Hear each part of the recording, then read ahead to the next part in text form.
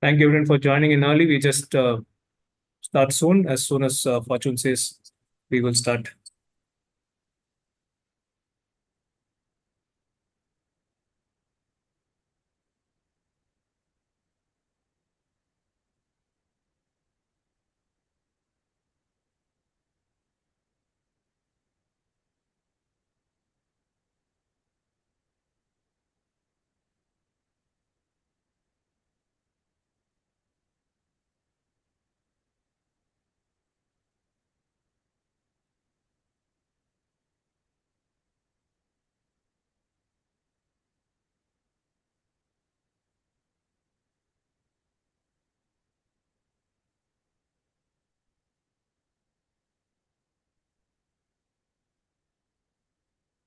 Thank you everyone for joining in. Hi, Yusuf from Ethiopia and Lawrence and Uh, Charles. all right. Good day, everybody. Once again, good morning, good afternoon, good evening, depending on where you're joining us from. Once again, I'm fortunate. I'm really, really happy to have you all on call. So I'm going to share the link to the YouTube live streaming so you can share with your colleagues who are probably trying to join the Zoom call. So this webinar is brought to you by the African Community for Systematic Reviews and Meta-Analysis and AuthorAID. ACSRM is a capacity building organization, and we are committed to building capacity in systematic reviews and meta-analysis. So our mission is to train researchers in LMICs to be able to conduct systematic reviews and meta-analysis. So we officially launched 2022, and since then we've been rolling out webinars and workshops on systematic reviews and meta-analysis, as well as mentorship programs. So aside training, we also, sorry, someone is saying she can't hear me. I don't know if I'm a bit audible now. Can you hear me, Lenny? Yeah, you're loud and clear, Fortune. We can hear you.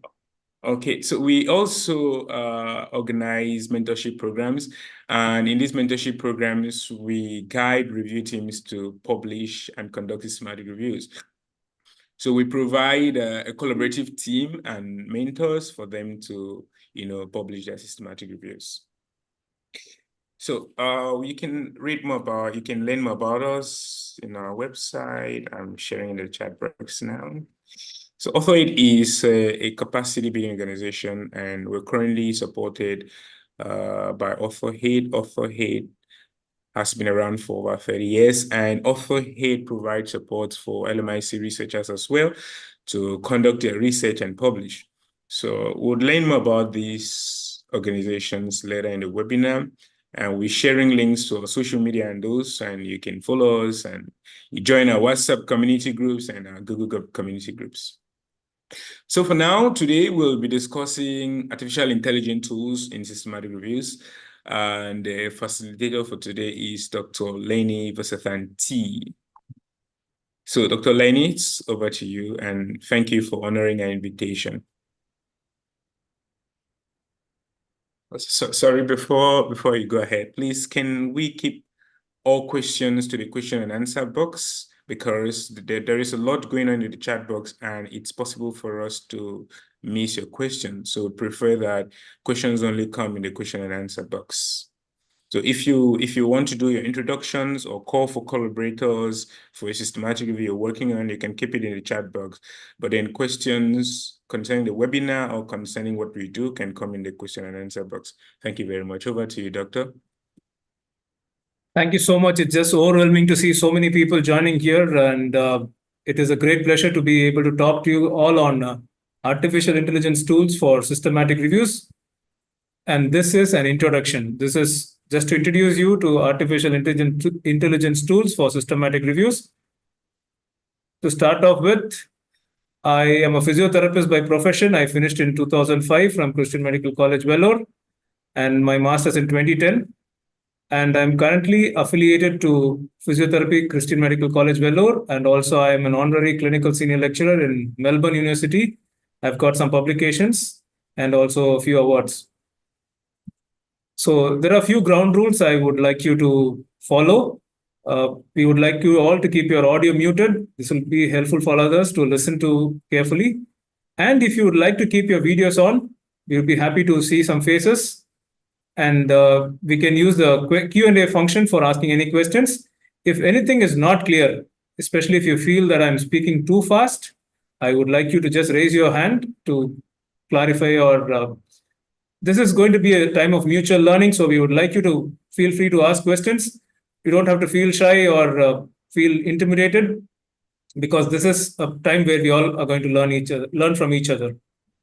So thank you, Fortune, and ACSRM, the African Community for Systematic Review and Meta-Analysis, for giving me this opportunity. I'd like to thank my institute, Christian Medical College, Vellore, for arranging and taking care of the administrative things, and especially AuthorAID, because without AuthorAID, I don't think we would have had the connect with the ACSRM. Before starting this presentation, I need to say that I have no conflicts of interest to declare, and I did not receive any funding for this presentation. And those of you who probably do not know Vellore is probably in the southernmost part of India, in a state called as Tamil Nadu. Though the map looks it looks nearby, it's pretty far off. I understand that you are 4.5 hours behind us. The time right now is probably about 3:15 for us. So it gives me a great privilege to be able to share from a southernmost part of the country to people from multiple countries. So it gives me a great privilege. And also, I would like to start with a disclaimer. The contents of these presentations are my views on the topic and does not endorse the views of my institutions or other people. And also this presentation, I did not use any artificial intelligence tools for making this presentation. And before we start, may I invite you all to go to menti.com and hit the code 12014499.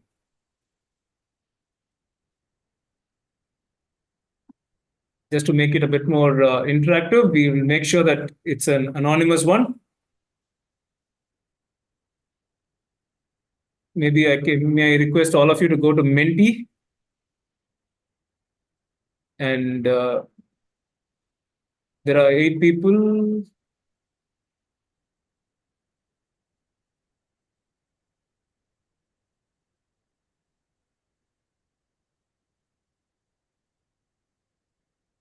Just want to know if you are able to see the screen on Menti. If you're able to join, if there are any problems, please let me know.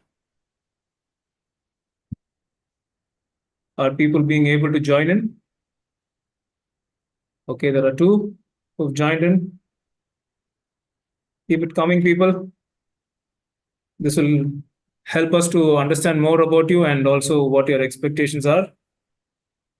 So menti.com and use the code 12014499. Or if you are tech savvy, you can use the QR code and join in. Maybe we'll wait for another minute before we launch this poll. Is there anyone who's got an issue or a problem? Please, you can raise your hand. We can help you out if there's any problem. Maybe another 15 seconds. We can go on.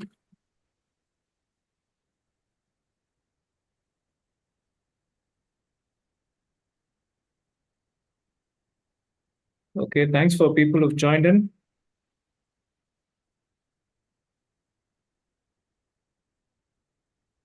All right, let's go. Oh, people have already finished. Okay, how to use AI for SR to be able to systematic review, apply AI in systematic reviews, to learn about conduct. Okay. Okay, to learn about AI in physiotherapy. Okay, that's interesting. Overview of AI. Okay, something new. More about AI, hands-on, current trends. AI ethically in systematic review. That's an interesting one to gain relevant knowledge. Okay, not only systematic review but academic articles, but I think we are going to talk mainly about systematic reviews. I think you can use it for other things Sorry, as well. sorry, Lenny, we are not seeing the results from the mentee. Oh, you're not able to see them? Oh, really? Yeah. I think some of them are able to see it, Fortune. Okay. We've got about 109 plus responses. Okay, how AI tools can be used for systematic reviews, gain relevant knowledge, AI. Okay, this is a smart person. Shorten my literature review process. Okay, how can I submit my systematic review for publication? That I have not covered about much, but I will talk to you about it. Ethics. Somebody's mentioned about SR and MA. Unfortunately, we are not going to talk about meta-analysis. We're going to stick on to systematic review. If we have some time, we can talk about it at the end. Current AI tools. Okay. Okay, whether use of AI is advisable or not. Okay, that's an interesting call. I think each of us have to make. Build my skills. Okay, so that's an interesting one. We'll probably go to the next one, where how would you rate yourself in relation to systematic reviews? Okay, we have people who are researchers who have published more than one article. Okay, and there are some budding researchers who are working on a systematic review. I have termed people as novices who only heard the name of systematic reviews a few days back. Okay, there are some people who are experts who have done it in the past and now guide students. This is a wonderful mix of people where we have people who are researchers, who are published, people who are working on reviews, and there are some experts, which is good to know. I'm sure they'll be happy to pitch in if there's a need. And there are some novices among us who probably haven't even heard the name of systematic reviews. This is a good opportunity to talk to all of you. Okay, there's another expert in the house. That's nice. Okay, people are joining in. Thank you. So we've got about 20, 50, about 70 to 80 responses, which is very good. So this is a real good mix of people. Probably the experts have come down. I think people who want to learn more are more here, which is nice. All right. So we go to the next one. Okay, what are the challenges you have faced or heard about performing systematic reviews? Okay, gray literature. I have not tried SR before. Removing duplicates, that's something we'll look about. Few original published data, I think then it becomes a problem with the topic. I don't know how to go about it. All right. Software is to be used. Fine. Okay, lack of expertise yet to be introduced. Okay, searching. I'm new, never tried it. Need a statistician on board. Okay. How to frame a good review strategy and data extract appropriately. Okay, it is a daunting process and must necessarily have at least two people working on together. Okay. Timeliness, access to software, lack of know-how, retrieving the articles. That becomes a problem depending on where we are from. Getting the articles becomes a major challenge. Software, how to use them, new to it. Okay, registration of protocols, exclusion criteria, cost of software subscription. I think it all boils down to how much access we have and how much money we'll be able to spend. Okay, data analysis using AI, it's coming up big time. Evidence synthesis and meta-analysis. Meta-analysis we may not be talking too much about, but we can deal with it a bit if we have some time. And, all right. Thank you so much for your active participation. So invariably, there are a group of people who know about it, about systematic reviews, and there are people who are trying to learn about it, and there are some people who are there to guide more people about it. So this is about listing the process involved in preparing a systematic review. This is for people who are new to systematic review, and also to identify the common challenges that we face during the process of a systematic review. And at the end, we would explore the role of artificial intelligence and how we can optimize them in systematic reviews. All right. To start off with, the systematic review process starts with developing a protocol for a study, following which we identify a search strategy, we select our studies, extract the data, do the risk of bias, at the end, analyze the data, and interpret the findings, and finally, writing it up. So these are probably Lenny's systematic review process. There are multiple ways. This is, as I said, this is a disclaimer. These are my views. There are different ways that people talk about. Cochrane has a 12-step progress. I've kept this in this format for easy understanding. So coming on to protocol development, I think this is somebody's got a question. Admin, you've raised your hand. Do you want to ask anything? Yeah, Lenny, would you prefer the questions to come in while you're doing your presentation, or maybe after? I would prefer the questions while I'm talking, because it's easier. There's no point in going beyond the topic. If there's a person who's got a question on protocol development, I can't be dealing it at the end. So if you have questions, I would like you to please raise your hand, and we can unmute and we can answer your questions. Or if you want, we can take it from the chat also, or the Q&A component.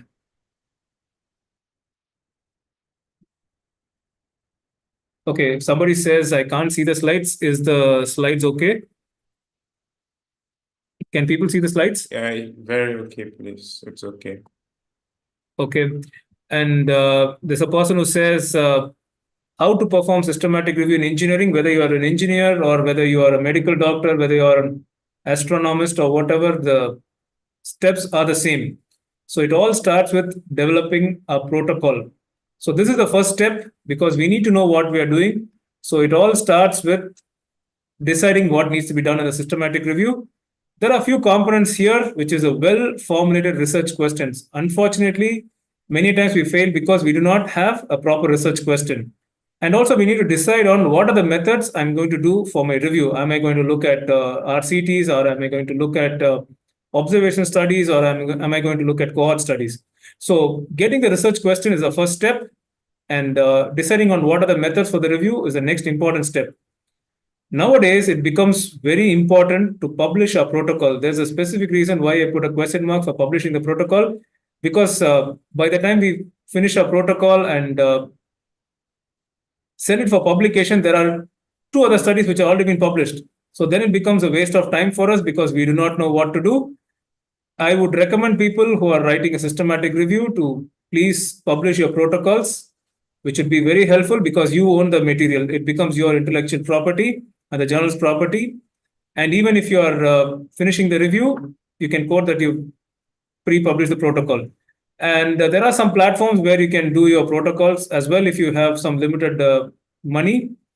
Systematic reviews can be pre-registered in Prospero, and scoping reviews can be pre-registered in OSF. OSF is Open Science Framework. If you send a paper for publication, they will ask whether the protocol has been published. So it becomes imperative to publish a protocol, but most importantly, it becomes important to have your own protocol.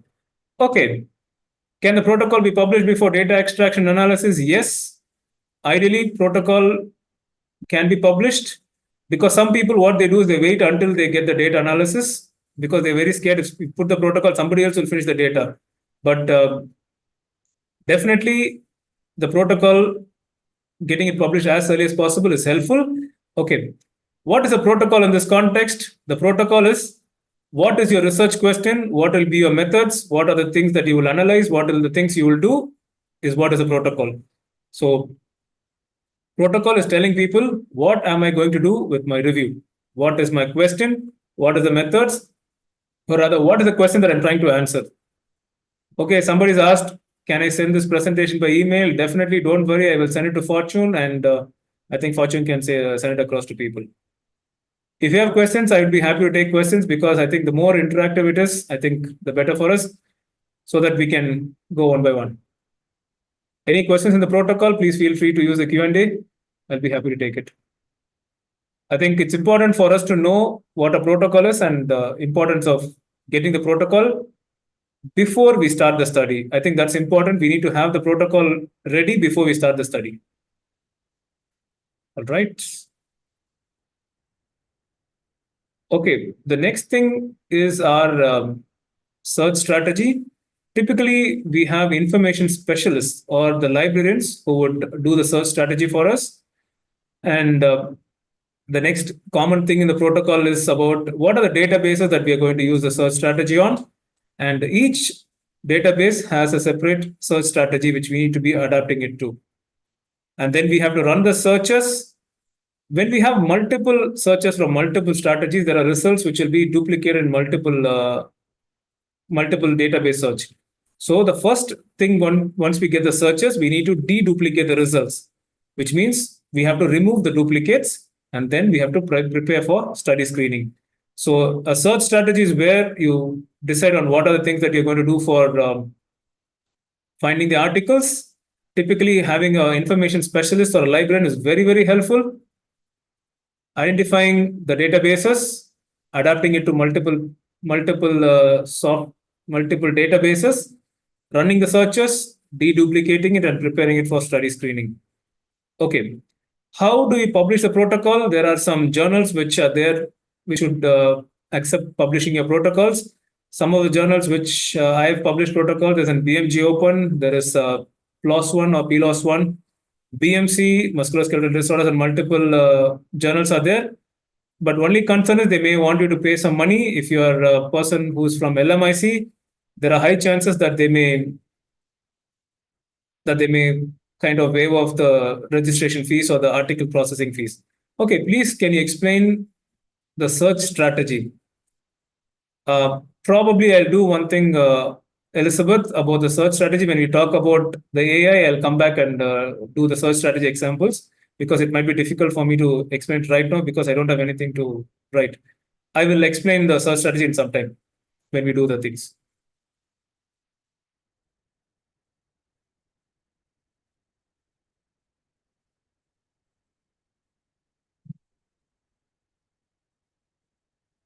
And in study selection, it's always better to have two independent reviewers because it strengthens the strength of the review. Typically, the softwares which I used are Excel because it's easy, freely available for many people. The investigators are blinded and they do it independently. And they are in agreement, they become into agreement, and then they start recruiting it for the other level where it is the full text screening.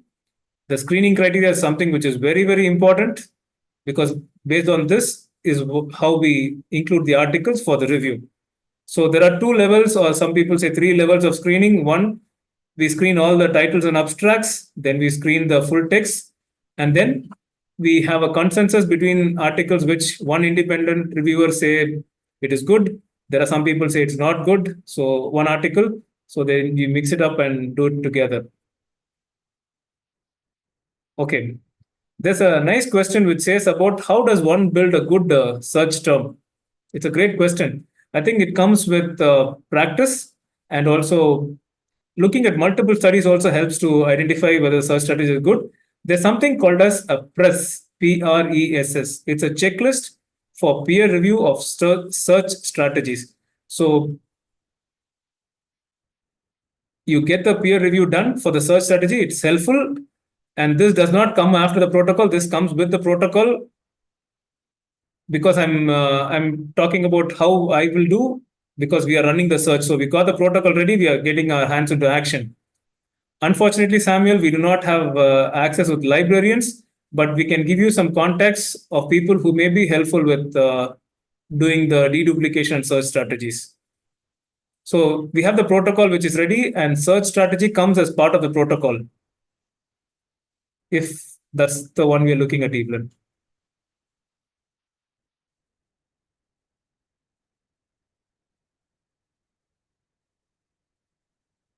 Okay. The next important thing is about data extraction. It's always important to have a pre-decided data extraction form because it becomes too tedious for us to decide on what forms for what are the data to extract when we are having the article. So it's always important to have a pre-decided data form, which is based on the protocol, of course. And also we have to decide on the outcomes which we are extracting from the article. This is one of the most time consuming steps. It takes a lot of time because we have to read the article. For on an average, it takes about 45 minutes to an hour for doing data extraction of one article. Become an expert, it takes about 30 to 45 minutes, depending on your idea about the subject, the length of your data extraction form. This is a very important step because this is what decides the quality of results. If we get good data extraction, we will get good results. And it's also good to have two independent reviewers doing the data extraction. Okay, this is an interesting point. Okay, I am too fast. I'm sorry. How do you Yeah, assess? Sorry, I yeah, thanks for that. sorry, Yeah. Lenny, sorry. I'm really sorry to interrupt you. We have questions on YouTube as well, so just let me know Oh, when I can read them. yeah. Please go ahead and read it. No problem. We can take it right now. Okay, great. So we have question from Mutala Haruna. Is there any tool for deduplicating the result? There are a lot of tools for deduplication. We will come back to it when we talk about the AI tools. So, Okay. what's happening right now is we are talking about the routine processes in a systematic review. I think it's important for us to understand where AI comes in once we know the process because we have people who do not know about systematic review. So, for the benefit of people, I'm just talking about systematic reviews. So, once we have some general idea about systematic reviews, then we'll go into how AI or softwares can be helpful.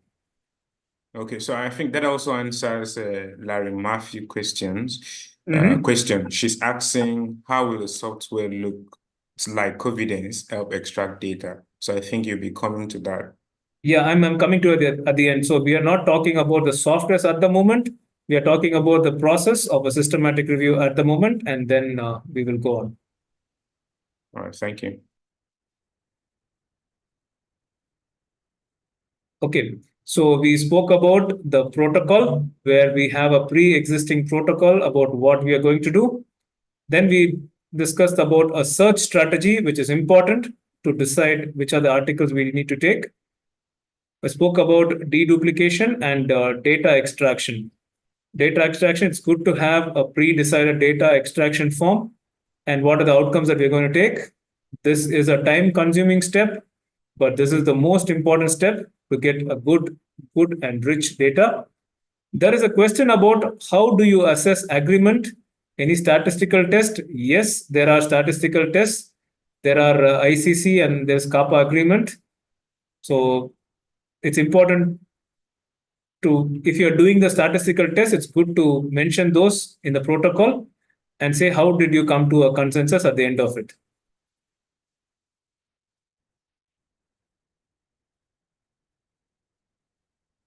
Okay, what kind of data are we extracting? What are we looking out in these articles? It depends on your study. It depends on your research question. It depends on what you want to get out of it. So have a study question, then decide on the data you're going to take and take it accordingly. Okay, is the pre-decided data extraction form readily available? Yes.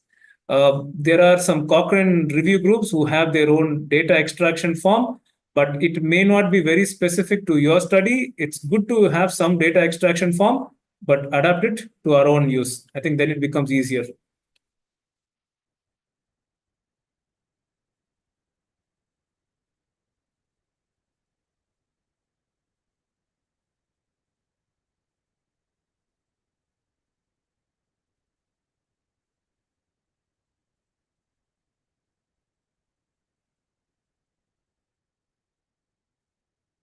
Okay, so next we are moving on to the risk of bias or data analysis and interpretation of findings. So, depending on the type of study that you're going to use for your systematic review, the risk of bias changes. If it's RCT, you can use ROB2, or you can use CAS, you can use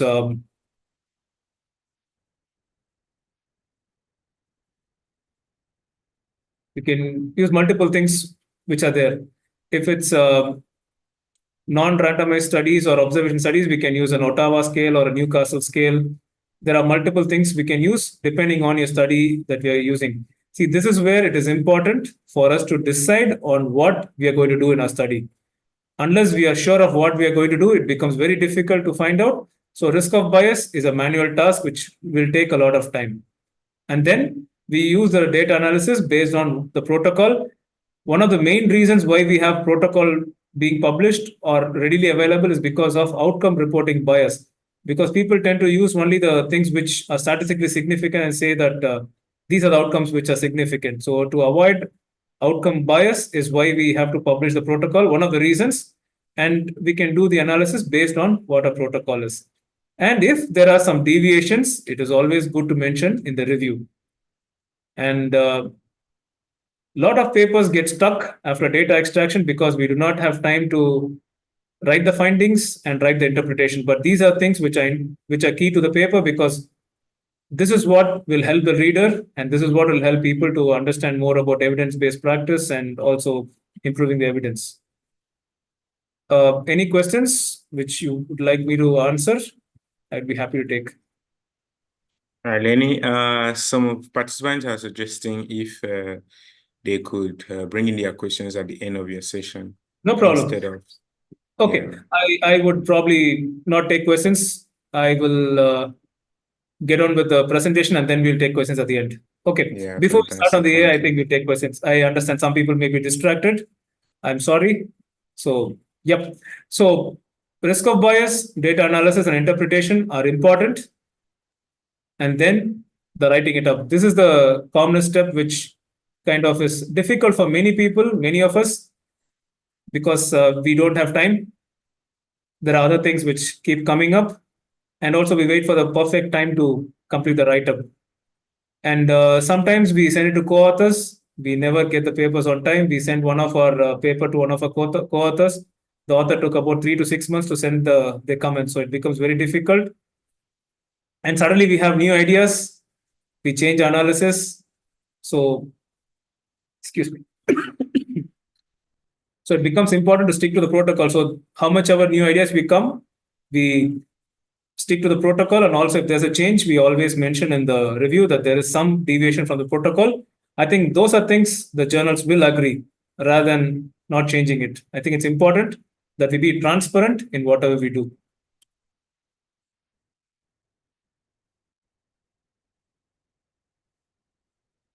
Okay. Now we finished with the usual processes or a flow chart of the process involved in a systematic review. Next, the common challenges that we have. If you ask our students, the first common challenge they say is, I can't find a research question. They find a research question, then they really do not know how to find the search terms. And typically, the AMSTAR guidelines says you have to search your keywords in at least 2 databases, because each database has a different syntax. So how do I change it to different databases? And screening of articles is another major problem because it takes a lot of time. Some people have access to software, some people don't have access to software. It becomes a problem. The next phase is where data extraction, it takes a lot of time. Some people do not know how to do it. It takes a lot of effort to be able to do the data extraction. It takes time to interpret the findings. And ultimately, it is very difficult and it's time consuming for people to write it up. So these are things what I'll be covering up about how artificial intelligence can help with most of the problems that I've mentioned over here. If there are any questions, I'll take it. Because we are going into artificial intelligence, if there's any question that that you would like to ask, we will take it right now, and then we'll move on to artificial intelligence, and then the demonstration. If there are any questions, please.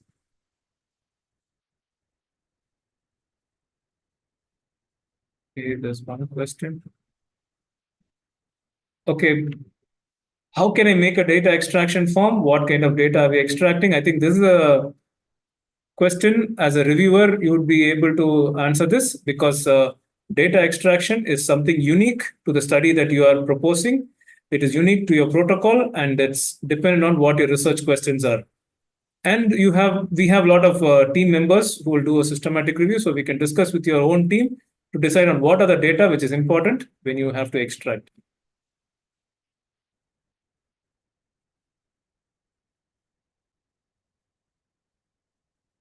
Uh, Fortune, any questions in YouTube if you would like me to answer? Because this is finishing section 1, so we'll go to. Okay, sure. Finish the presentation. Okay, so now we've identified a few challenges. Now we look at how artificial intelligence, or rather, what is artificial intelligence which can help us. Artificial intelligence is nothing but a technology which simulates human intelligence and problem solving abilities, which helps computers, which helps machines to be able to simulate human intelligence. It can act on its own or it's combined with other technologies. Some need human intervention or some need human intelligence and some does not need. So right now, like how we have a GPS guidance, if you're going on a car, the GPS tells you turn right, 50 meters turn right, or 50 meters turn left, go this route. So these are things which are artificial intelligence, which can help with GPS guidance. There are some things which are chatbots, which are there in many of the sites where we go say, what do you want? They help. There's something which help in digital assistance where we need some help in certain things. This is even there in our email with the Gmail and your Outlook. You type something, the things already come. So we just have to accept the suggestions and get on.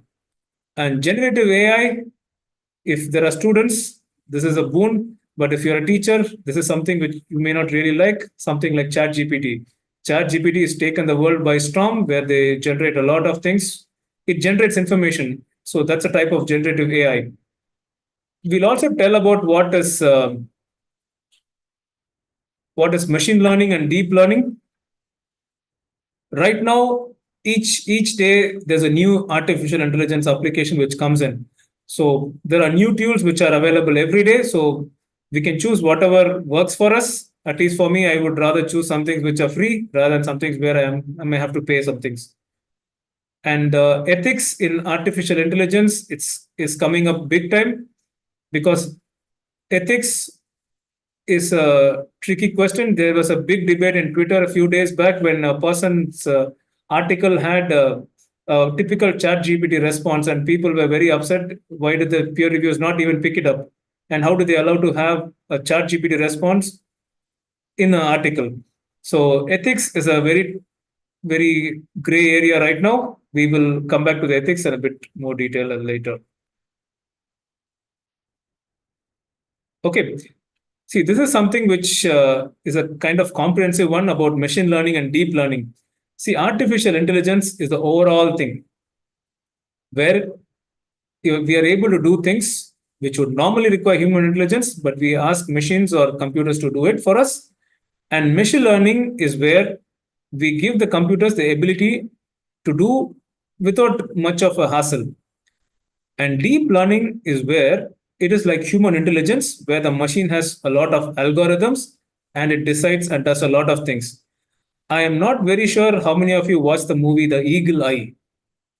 It's a movie where Vicky, I think, is the supercomputer which starts an algorithm and it starts trying to kill a lot of people, and the hero comes and stops it as usual. So that is an example of a deep learning algorithm where the machine already has the algorithms. So when we give an input, it does the algorithms and it gives an output. Machine learning is we don't have to meaning there is some amount of human interaction also, but computers have the ability to learn without being explicitly programmed. My wife is a software engineer. She writes Android programs. And one of the things which she was doing during COVID times was taking a chest X-ray and identifying if it's got COVID. So machine learning, what happened was there were some algorithms. You put the machine learning, you put the X-ray, the machine will tell you whether the person has got COVID or not based on the preset ability which you've given the program. But machine learning and deep learning, there's one thing which we need to be able to understand is they require a lot of data sets. They need to be given a lot of data to understand how to progress. And many of the software that we are using also have a lot of data sets. So what these programs would do initially is they'll make it free for people. So the moment they start people doing this, the machine learns. And once the machine becomes a bit more proficient, then they start monetizing it. So these are things which are good to understand about machine learning and deep learning. Okay, this is the key software where key slide where we can see about how we can use AI to tackle these challenges. So what I will do is, may I please request somebody to give me a question and we will generate a systematic review based on what you say, probably from ChatGPT. I think ChatGPT is something which is an interactive AI where you can ask questions and gives answers. So may I please ask one of you to give a question and we will go to ChatGPT. And ChatGPT requires you to have a login. So if you have a login, please go ahead. And most of the feedback or most of the contents it gives is based on what we provide. Okay, so Fortune, I leave that to you to tell me about a question. So I'm going straight to ChatGPT. Yeah, thanks, Lenny. My colleague Nafisa will do that. Nafisa, please don't forget to check the YouTube channel as well.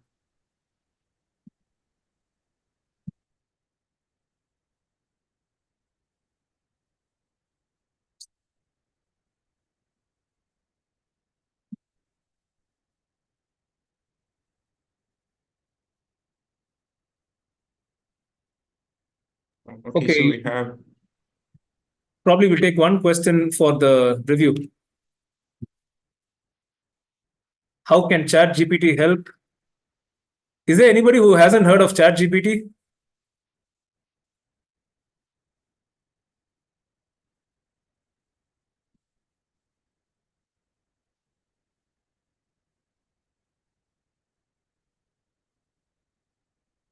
Okay, here we are at ChatGPT. So, any questions?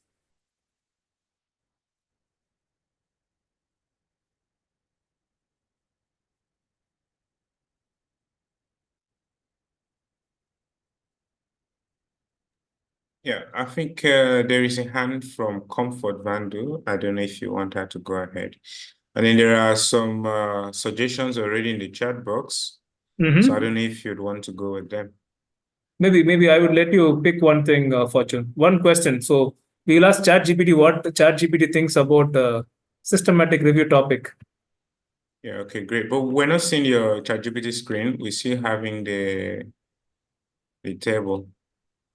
Oh, oh, okay. I'm sorry. Okay, can you see my ChatGPT now? Yeah, we can. Okay, great. So, question. I am sure there are a lot of questions people have. Maybe for the benefit of this session, can we just have one person's question, Fortune? Okay. Nafisa, have you picked anyone or you want me to go ahead?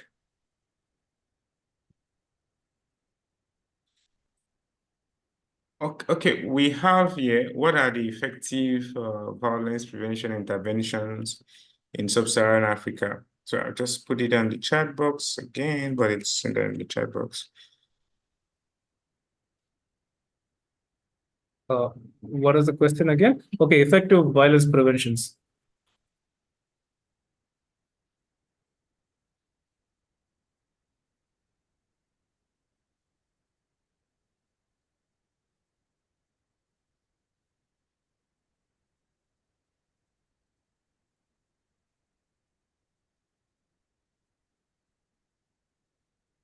So, ChatGPT is an generative AI. So, it gives you a lot of things which are generated. I think the problem, what is happening is I put a systematic review topic and it's given me a lot of things. Probably I would say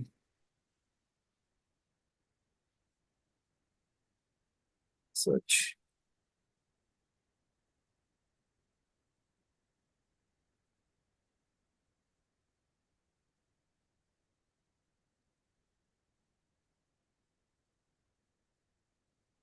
So I don't even have to think about what ID I have to generate. I just type in ChatGPT. It gives me a lot of things. So a few things which said which specific violence prevention interventions have demonstrated the greatest efficacy in reducing various forms of violence within sub-Saharan Africa. How do contextual factors, cultural norms, etc., key challenges, violence prevention, etc. So there you go. You just have a broad topic. You go to ChatGPT, and ChatGPT will tell you what it thinks is the best. But one negative thing about ChatGPT 3.5 is it is not live. So it's got a database. So if you ask for current trending things, ChatGPT may not be able to talk to you about. Whereas the other AI things like Bard or other Bing AI assistant would be able to tell you a bit more live, because Bard is a beta version of Google, and Bing has also got on AI recently. So you just have one topic. We can use ChatGPT to generate a lot of things. See, ChatGPT can be done for use for many things. But here, when we are stuck in a systematic review, in our context, we are talking about how can we optimize AI for systematic review. We can use it to generate a lot of questions. So I can just say a few more. It keeps adding on with questions. Maybe I'll add something like, can you give me a publishable research question? So it keeps giving. So now that it's easier to find research questions, thanks to ChatGPT. Okay, Leah, that's an interesting question. Can I use ChatGPT to do a master thesis? I think many people use it, but I think it becomes a problem if your plagiarism software picks it up. Then it becomes a problem, because it now the plagiarism software has also become very interesting. They have algorithms to figure out if you've used artificial intelligence. Is ChatGPT accepted in conducting research and publications? It's $1 million question, but as long as you declare that you've used ChatGPT for generating an outline, it is acceptable.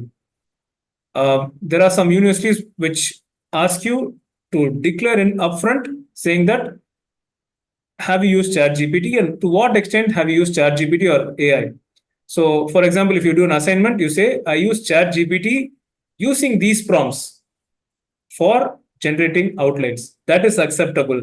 But using ChatGPT to write the entire thesis is going to be an overkill, because ChatGPT is not reliable. As I told you, it does not have current knowledge. It can give you some information, but it is important for us to verify the information, because not everything what ChatGPT gives is accurate. So take the good from ChatGPT and you can start doing your own research. There are some free plagiarism checkers online, but they may not be of very good quality. So that is a problem. If you have a good plagiarism checker, I think that can figure out. If you're a teacher, definitely please ask your university to give you a good plagiarism checker, because many of the students nowadays use only ChatGPT because of the easy access that it gives. How do you verify the information ChatGPT gives you? I cannot verify unless I know my subject or I go do my research, because the responses that ChatGPT gives is dependent on what is the output I have given. So if I give a same prompt and you give a same prompt, the difference, there's going to be difference, because it is a generative AI depending on what you have done. So based on your history, it gives you certain things. Okay, the real basis, how to come up with a good research question. Good research question is dependent on you and your research team. So there's nothing called as a good research question. What is good may not be good for me. So you need to find out the reason why you want to do a good research, or the question is what is more important. Can ChatGPT give you references? Yes, absolutely, but it will not give you accurate references. So please don't rely on ChatGPT for references.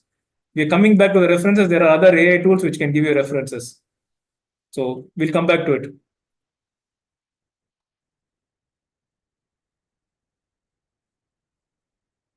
Can Bing serve a good alternative to ChatGPT? Yes, it's always good to have multiple things like Bard, Bing, and ChatGPT. You can use multiple things, but ultimately, you are the person who decides what you want to do. The AI cannot decide what you want to do. It is us who will decide what we have to do and what we want to do. So to write a systematic review, are we just going to read up a literature review and work on it? No, it depends on what your question is. There are some burning questions. Work according to what your field needs and take it from there. Yeah, Bing calls it Copilot now. I've not been using Bing very much. So I prefer using Bard and ChatGPT. Okay. So, okay. Bard is called Bard Gemini. Yeah, that's right. So coming back to the next one. There were a lot of people who started asking about a search strategy. So there are questions which ChatGPT can help us with. There's Bard, there's Bing, there are lots and lots of AI assistants. So how do we develop a search strategy? There was some person who asked about search strategy. So it's important to have something like a concept. So it's important to have something like a concept, 1, 2, 3, based on like population, intervention, and outcomes. So we have the population as one concept, intervention as one concept, and outcome as one concept. And then individual things, we start building up on the search. So I'm going to show you something which can help you with building your own search. So if you want to find out some search strategies or search terminologies, this will help you. This is called as a pub reminer. I will just a second.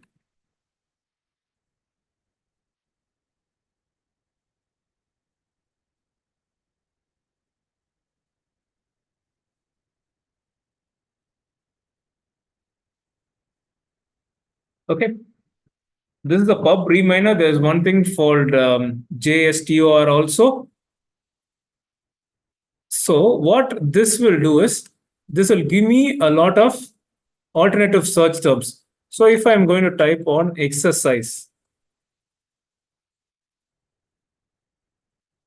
10,000. Okay. Unfortunately, Excel has got so many articles, it's going to be difficult. So if you see on the right side of the screen, there's something called as authors, country, journal, mesh, and something like publication type, substance, word, and year, etc. So probably I'll put as violence and sub-Saharan Africa.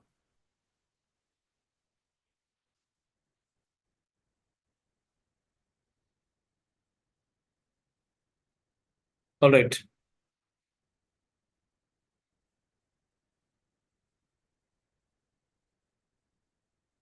So this takes some time. So what this will do is this will, okay, Edwin, I went to Google and typed for PubMed Reminer. It gives me this site.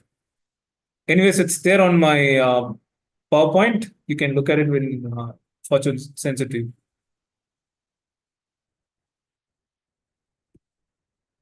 Okay, just be patient. It takes some time because there are about 5,900 abstracts, so it's taking some time. Pub Reminer, yes, it's free. Most of the things that I'm talking about is free, but some requires you to log in with your username. I don't have access to many artificial intelligence tools, but the ones which I'm talking to you are the ones which are free.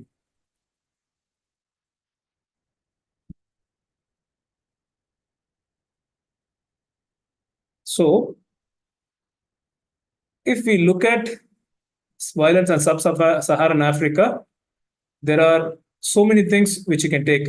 So these are different mesh terms. Mesh means medical subject headings. So this is like a dictionary. So how we index certain things. PubMed also indexes with certain index terms. So these are the index terms that PubMed has for multiple things. So if you keep going through down, there are many, many, many terminologies which are there. So based on your concept, you can choose whatever you want. So with that, you can start building your own search strategy. So this was something which is very helpful for me. If I look at some searches, if I put these things, it gives me multiple terminology. So it's easier for me to pick up certain things which I may have missed it. So you can keep looking at it. It involves a lot of things like abortion, induced, religion, contraception, etc. For the things that we use. Not everything might be relevant, but we need to choose what we want. So somebody asked me how I went to Pub Reminder. For the benefit of this person, I will just show how I went. So I went to Google Pub Reminder. This is the site. So it takes you to this page. So now that we've seen about how to. Sorry, Lenny. Yes. Nafisa, please, if we have any relevant question on YouTube, please What's share the question? with Lenny. Yeah. Yeah, go ahead, please. Just let me check. Nafisa, you said you have a question. Professor, I will just check. You can continue. If I have, I will. Do I continue or do you have to wait? Continue. Okay, sure. So we've searched about how to get questions, how to get keywords to develop a search strategy. So it's important. We get the questions, we develop a search strategy. And now that we've got the search strategy, we have articles. So what do? We go to Ryan or Covidence. Distiller SR is a very good software, but it's paid. So I don't have access to Distiller SR. Abstractor is good, but I have not used Abstractor. So Livingston, I think you've raised your hand. Would you like to ask a question?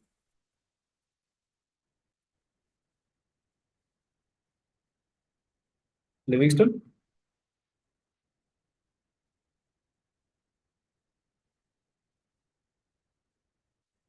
Yes, I found the question, but it's a bit not clear, but I will. Is there any tool for duplicating the results? Yeah, we're coming to it. I'm coming to it. So I will show you about Ryan or Rayon, whatever you want to call it.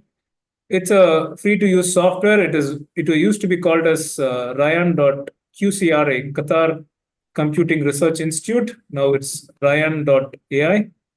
This you need to have a sign-in, otherwise it doesn't work. Can you see my screen? Yes. Oh, you see my screen. Okay.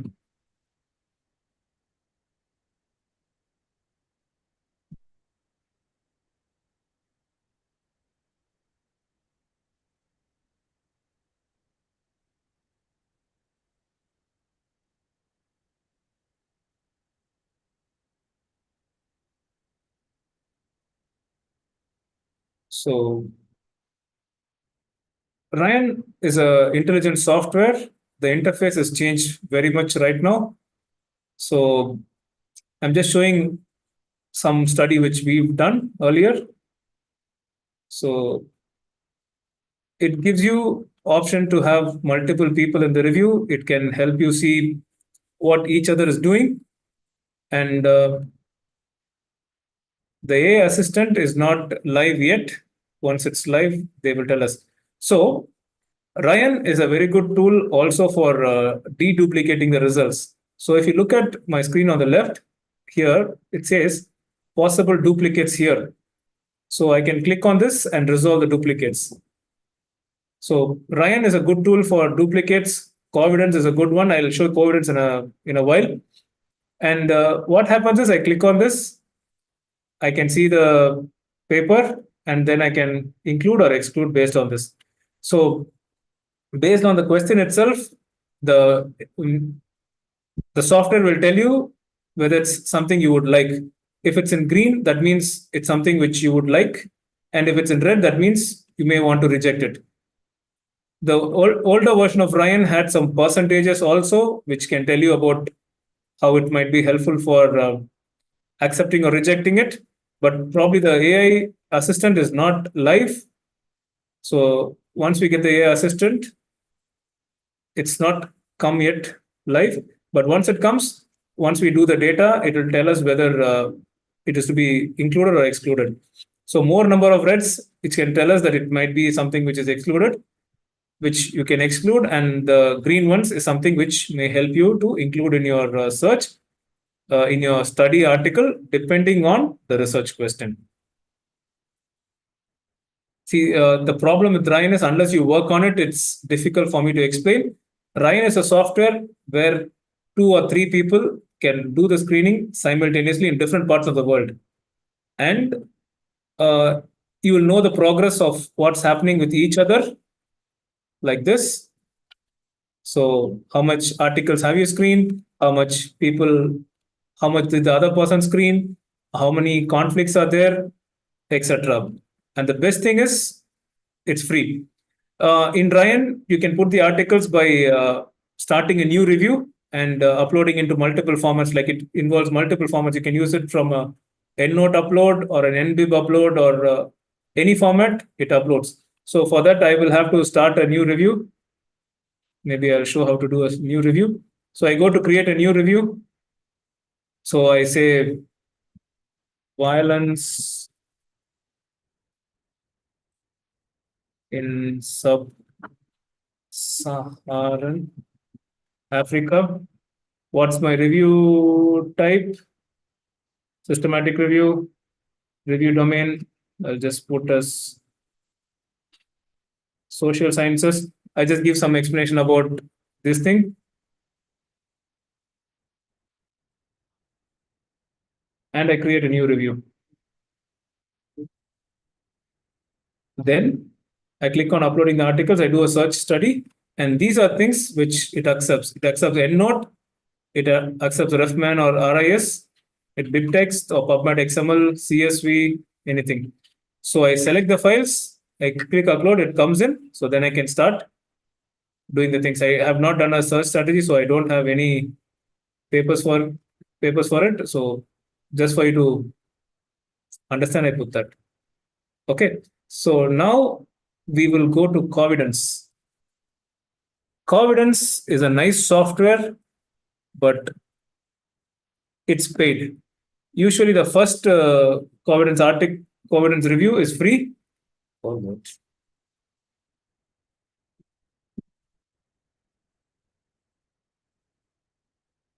Or if you're a Cochrane author, all the Cochrane reviews are free.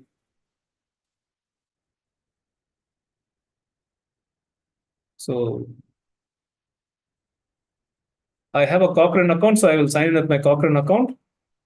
You can sign in using your other things also, but the first review is usually free.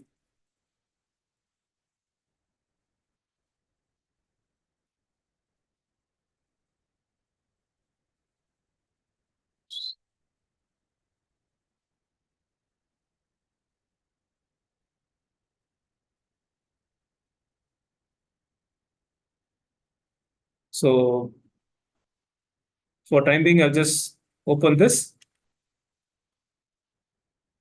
So Covidence also is similar, but it's got some advantages where you can import the reference here and each of you can see it. So you go into this one. It shows yes, no, maybe. And we can filter the papers. You can show the criteria. So this is my criteria. These are my includes. These are my excludes. So I put in the includes. It will show it here. And these are my includes. So random is one of the includes. So it will have it here. So this way we can do it simultaneously. That's one advantage of Covidence. It's nice. Covidence was kind of good earlier. Ryan is catching up. Ryan was not as good as with the interface earlier, but now it's catching up with Covidence. And Covidence also can do full text review. Ryan, full text review was a concern earlier. Extraction also you can do, but I've never done extraction with Covidence. I've done extraction always with either paper form or Excel. So in this, we can look at the team settings. So we can set whatever things we can with title and abstract. So you can have how many people should do it.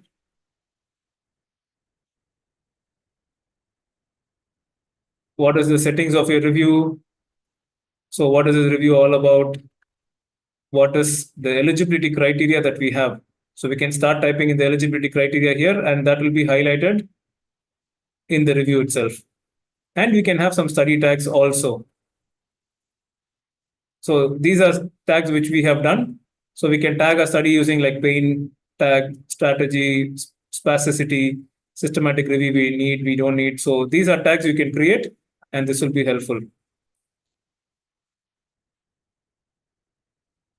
Okay, there's a question about, can we use ChatGPT to generate relevant search string for a systematic review? Yes, you can generate search strings, but you will have to monitor them. Otherwise, we do not know whether it is appropriate or not.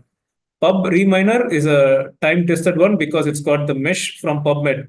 So that might be a bit more reliable. Of course, ChatGPT you can definitely use.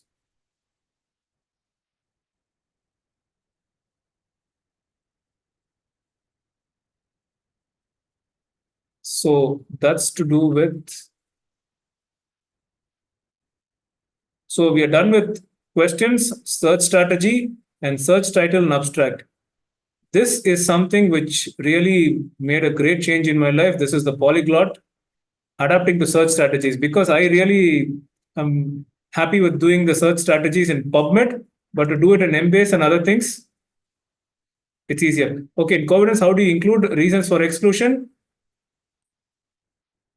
Okay, I will just show you the reasons for exclusion, how we do it in Covidence.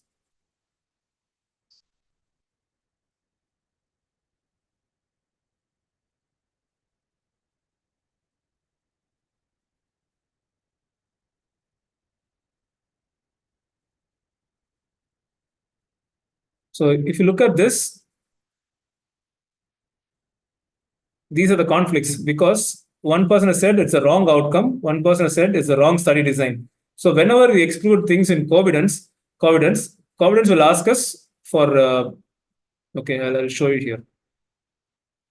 So I go to the study, there's an include or exclude. So I look at the full text study and check it. So if I exclude, we have to have a reason. So the reason is what we have to put, like is a wrong dose, wrong comparator, wrong patient outcome, duplicate, etc. So this way we can find out what is the reason for exclusion.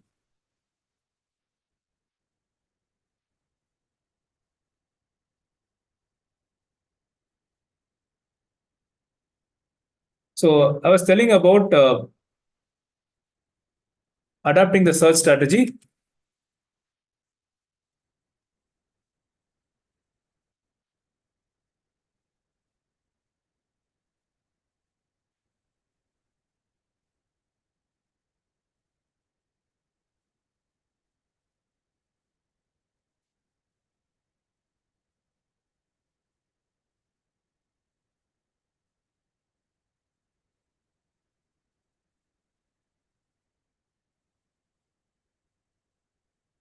Okay, systematic review accelerator, and this is a polyglot. So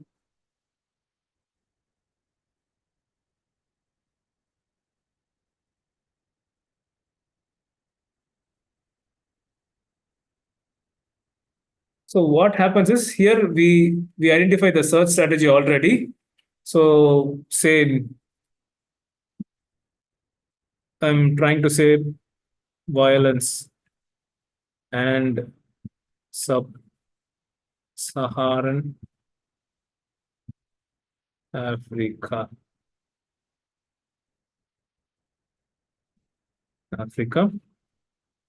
And then partner violence in title and abstract. Abuse as a mesh word. So if you click at PubMed, I'm sorry, this is jumping very fast. It will show about what is needed for me in a PubMed database. Or if for a OVID Medline, it will tell me what is the keyword. So TAAB is the one for PubMed, TW is for other one, Mesh is for PubMed, and Expound is for OVID on Medline. Likewise, it will give me for any database, it will just translate the search strategy which I have. So once you develop the search strategy, we can use it in whichever database that we want.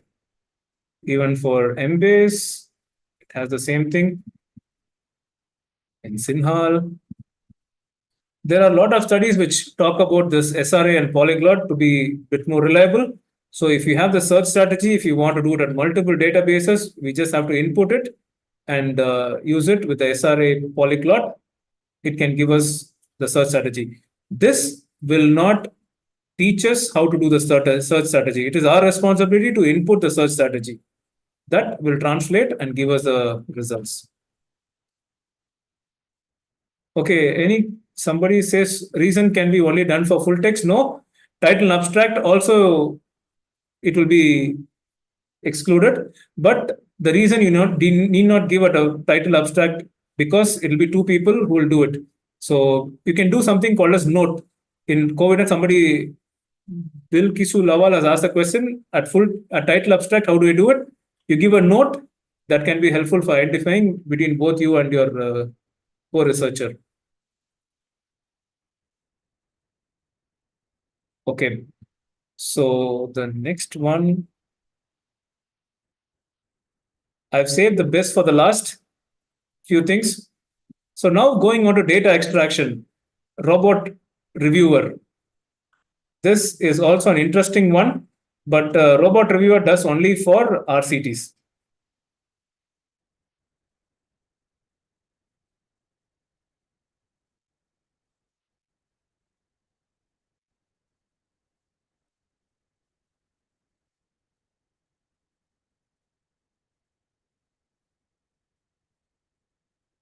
So you go to robot reviewer and just put a demo.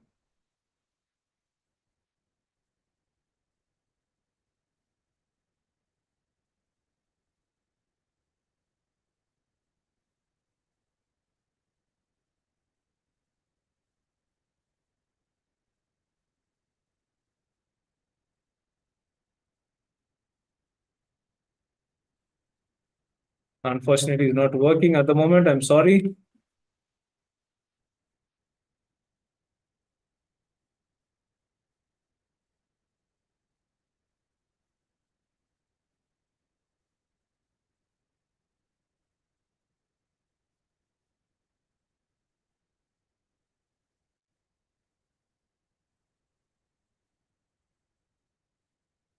Uh, I'll tell you what robot reviewer does. If you want to extract the data from RCTs, robot reviewer actually helps.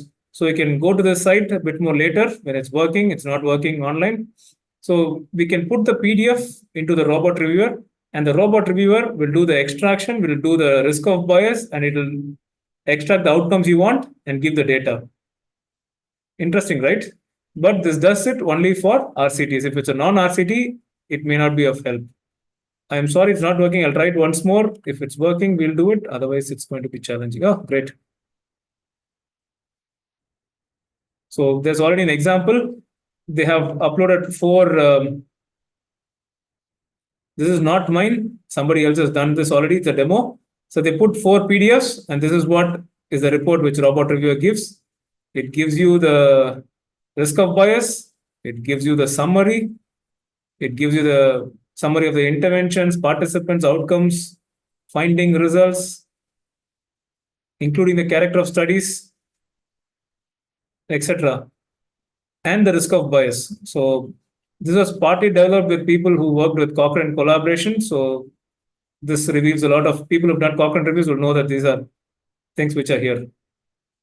Typically, it will take about 45 minutes to an hour for finishing one. I think with a click of a mouse, I think you can do this using robot reviewer, but this is only for RCTs.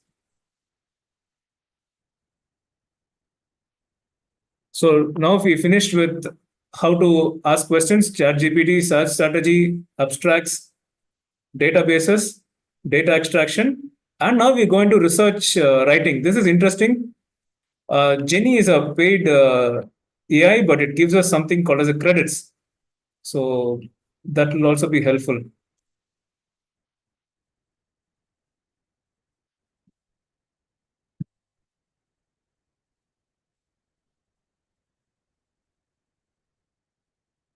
So you go to Jenny.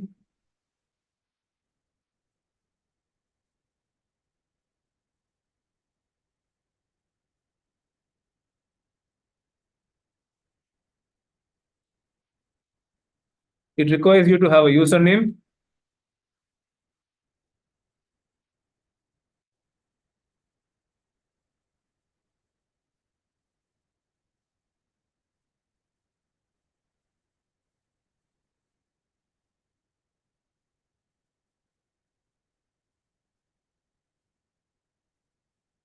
Seems I've got a.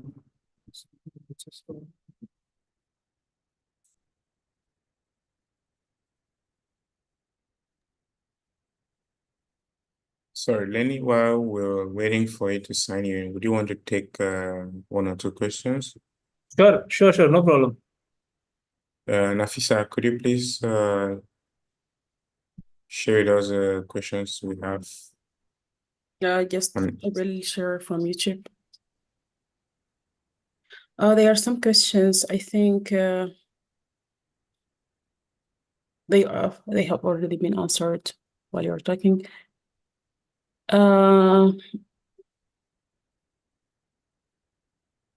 Okay, is there a way to check if the systematic review is done via AI tools like ChatGPT?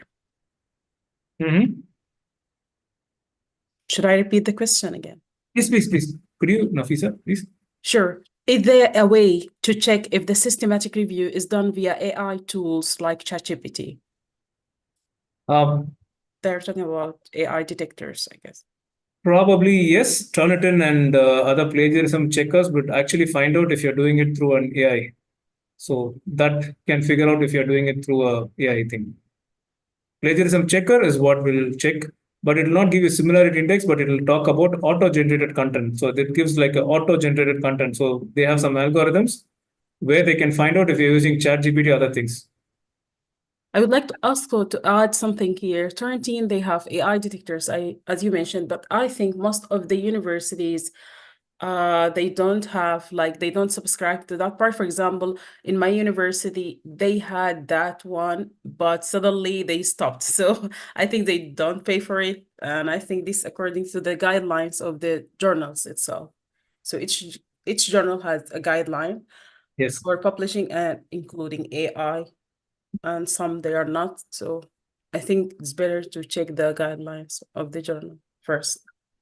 If you're a student, you'll be very happy if the university does not have a plagiarism checker, but I think that it all boils down to your ethical concern, ethical and your conscious things. So in Jenny, I've just put a research proposal on violence in sub-Saharan Africa. It'll keep asking, it'll keep giving you. So I don't have to worry about anything. It keeps giving. I just click accept if you want to accept it or not.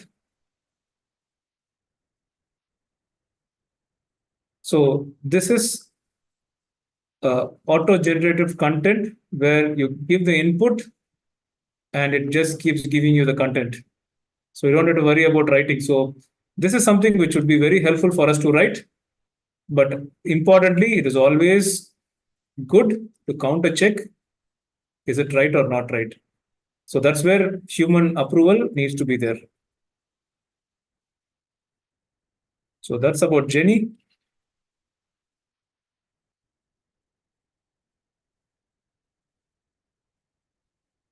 Okay, Hassan has asked about data extraction tool for non-RCTs. Unfortunately, I do not know of any at the moment, because even if you are doing it in a human form using your real intelligence, non-randomized studies are very, very complicated because it's not standardized. I think that's one of the reasons they're not embarking on doing a data extraction for non-randomized, because it's a bit challenging, because it's heterogeneous. It's very difficult.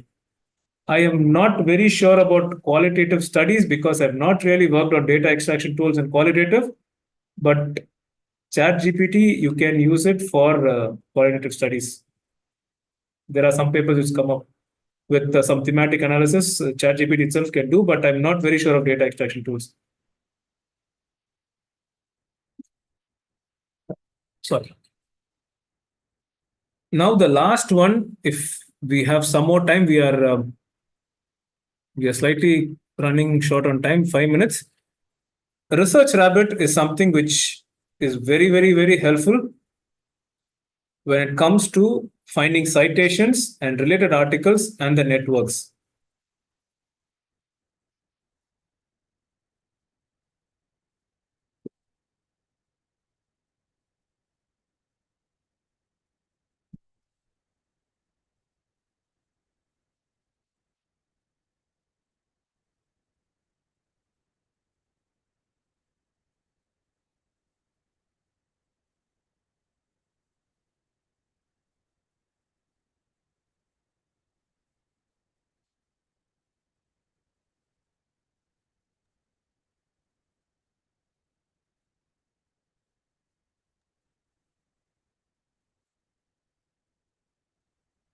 Okay, so I just go here and I put as violence in sub-Saharan Africa. Okay, let's put all subject areas. Now, Research Rabbit will give me a lot of recommendations.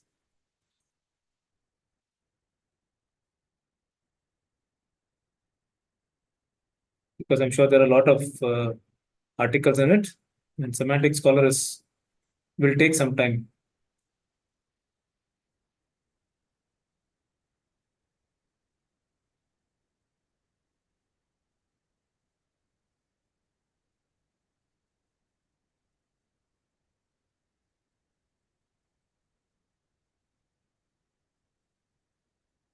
Okay, Pius, I think that's a great point. After using all the AI tools, you have to indicate to a journal that you've used AI tools. Absolutely. To be on the ethical side, if you've used AI tools, it's always good to pre-declare that you've done it. In fact, there are a few articles which say that ChatGPT was one of the authors. Some people are for it, and some people are totally against it. So it's good to be transparent and good to be upfront. Oh God. Unfortunately, it's not there. Maybe I'll do one thing to be a bit more easier. I just put exercise in osteoarthritis.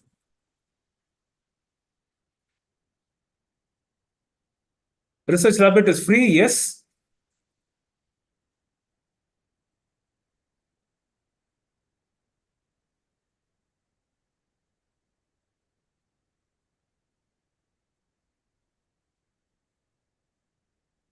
So what I'm doing is I'm just checking on few key articles. So I click this article and say add to collection.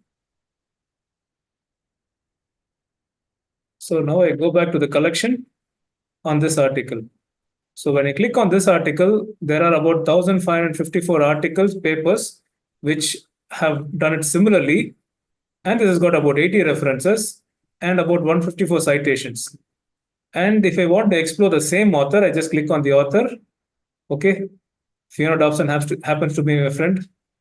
So Kim Bennell and Rana Hinman are the people from Melbourne. So I click on Fiona Dobson.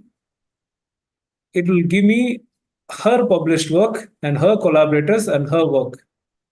Or if I click on Rana Hinman, it will give about her own network and etc. It will take some time for the network to build. So probably I will change the thing and I will click on similar work. So I click on this. See, these are the things which are involved. So Benel 2014 is connected to Conagan 2008. So these are the related networks. How much this paper has been cited by this one? How much is this one? These are the poor people which have been never cited. And these are the network. So with this, we can find a network of citation, the articles, the authors, and everybody, how they are interconnected. And with this, we can start working on a literature review and finding the networks. Jenny is free, yes, but it's got some limited credits. If you want to upgrade to higher versions, it comes with a price.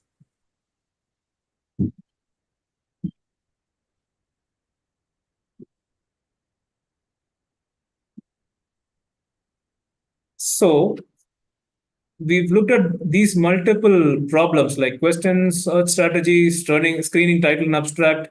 How can we adapt the searches to databases? How to extract data? How to do some research writing when we find it difficult to write? Or we cannot find multiple articles. We have always AI tools. So I would like you to think about this. AI is neither good nor evil. It's just a tool. It's a technology for us to use. It all depends on how we are going to use it.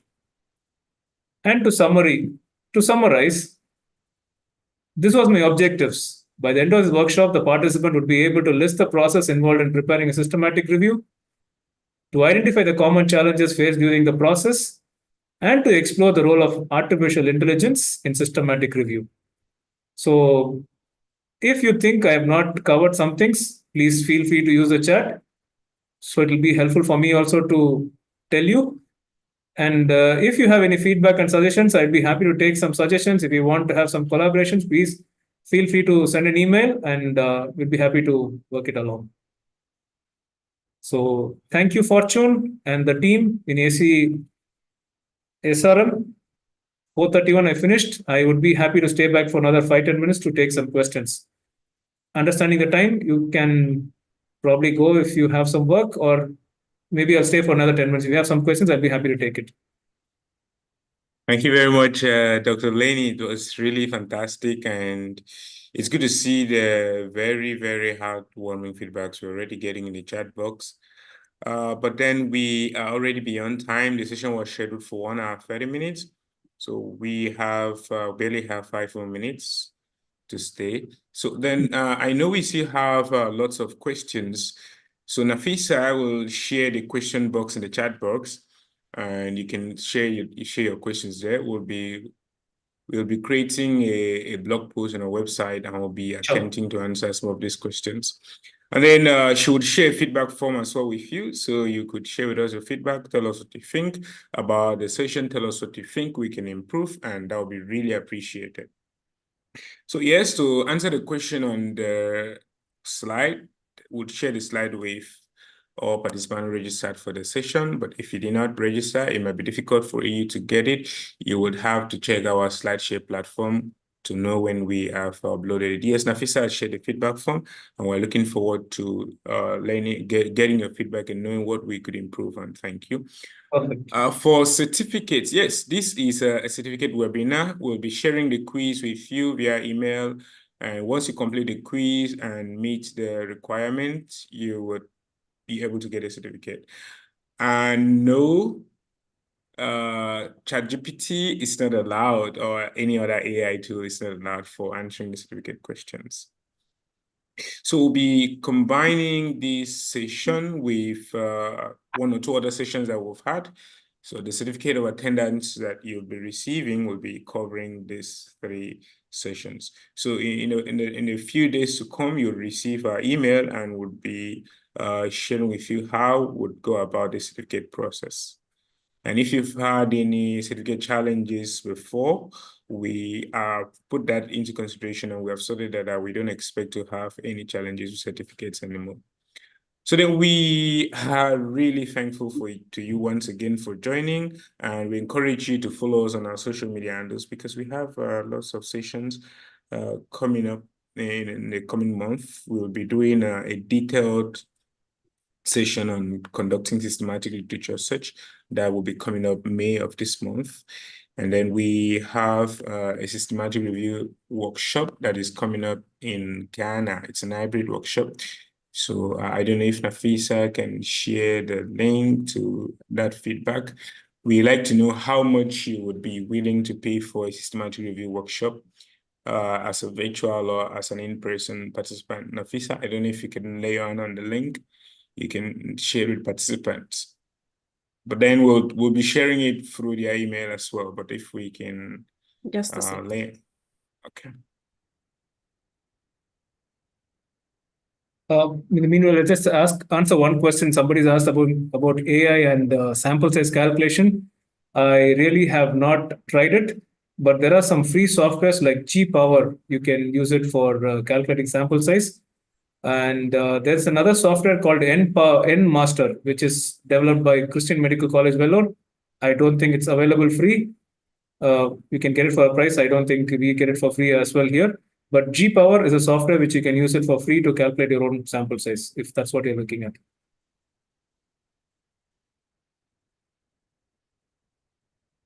All right. Okay, Lenny, can you take one more question? Is it possible for you to take one more question? Sure. Go ahead. I would like to address a question in the YouTube. It's about bibliometric review, and they are asking if Research Rapid can be used for bibliometric analysis. Everything starts with a question. So if you do not have a question, it becomes very difficult. Bibliometric analysis is, I'm not an expert in bibliometric analysis, but I have friends who do bibliometric analysis and citation analysis. So unless there's a question, it becomes very difficult to answer. So everything starts with a question. So what do you want to do the bibliometric analysis for, and what do you want to do the citation analysis for? So it all starts with a question, and you take it from there. What would you like to achieve at the end of the bibliometric analysis? All right, thank you very much. Thank you very much, everybody. The session that was supposed to have held last week, we'll be putting it for next month, mid of April, like we told you in the email. So we'll let you know the exact dates and time that it will be holding very soon. Thank you very much. So can we take a group photo now? So if you can, please put on your camera. I would like to take a group photo. Thank you. I also shared the link to the form, so you can check it in the chat. Yeah, okay, thank you. Nafisa, would you be taking the photos? Right, just a sec. If you are So ready, I will start because you have a lot of screens, so I will start. 1, 2, Yeah. 3, you can smile, make any movement or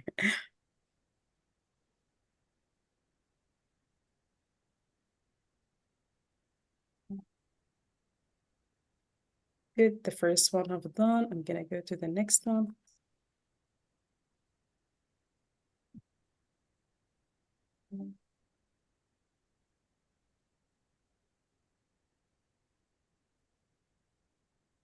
We are in the third. Done.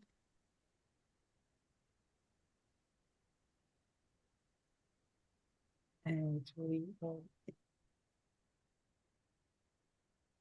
All right, that's it. Thank you very much. Yeah, thank you very much, everybody, and see you next month. Thank you. Good morning, good Have a night, nice and weekend. enjoy the rest of your day. Goodbye. Goodbye.